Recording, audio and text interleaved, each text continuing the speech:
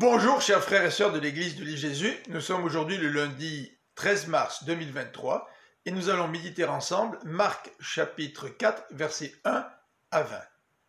Jésus a toujours beaucoup de succès au point où il doit monter dans une barque pour s'adresser à la foule qui se tenait sur le rivage. Il va l'enseigner en parabole.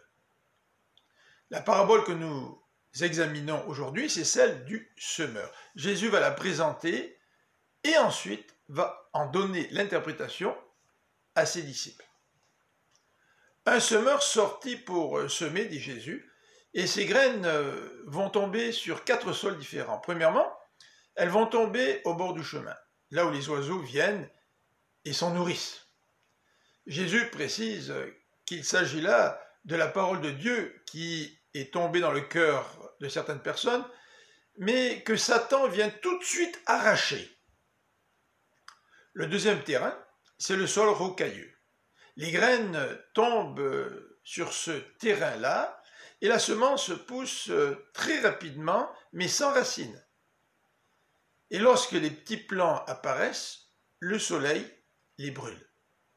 Il s'agit, dit Jésus, de la parole qui est acceptée avec joie par certaines personnes qui, très rapidement, abandonnent face aux difficultés ou face aux persécutions.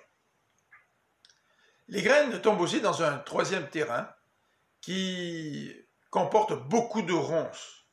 Et les jeunes pousses sont très rapidement étouffées et n'arrivent pas à porter du fruit. Il s'agit, dit Jésus, des hommes et des femmes qui sont préoccupés par les soucis du monde, par l'attrait des richesses, et qui ont toutes sortes de passions, et qui ne peuvent pas porter du fruit lorsqu'ils reçoivent la parole de Dieu, puisque cette parole est étouffée dans leur cœur.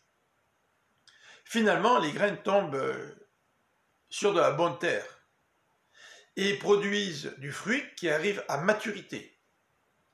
Ces graines produisent des épis qui eux-mêmes produisent jusqu'à 30, 60 ou 100 grains. Jésus donne l'explication suivante, il s'agit de ceux qui écoutent la parole de Dieu et qui la reçoivent. Ces gens-là produisent du fruit. C'est de la bonne terre, dit Jésus. Verset 9, que celui qui a des oreilles pour entendre, entende, prévient le Seigneur. Jésus parle à parabole, et Marc va en donner la raison. Pour, premièrement, que son enseignement soit accessible à tous, mais deuxièmement, pour que son enseignement reste énigmatique pour tous ceux qui ne veulent pas voir en Jésus et en son ministère la venue du royaume de Dieu. Remarquons que même ceux qui sont ouverts au royaume de Dieu ont besoin de l'aide du Seigneur pour comprendre sa parole. C'était le cas des disciples de Jésus. Que le Seigneur puisse nous aider à toujours mieux recevoir cette parole, mais aussi à la mettre en pratique pour pouvoir porter du fruit.